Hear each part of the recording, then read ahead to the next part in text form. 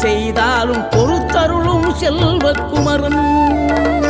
பொய்யார மயிலேறும் காட்சி எழியாவும் ஒளி வீசும் தெய்வாம்சமே பொய்யான என் வாழ்க்கை புவி மீது நிலையாக அருள் செய்ய வர வேணுமே நீ அருள் செய்ய வர வேணுமே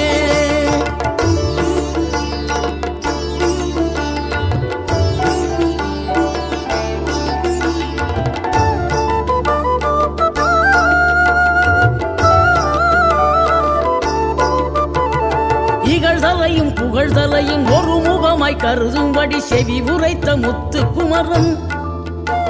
நீ வறுமையையும் வளமையையும் சமநிலையை உணரும்படி மதி கொடுத்த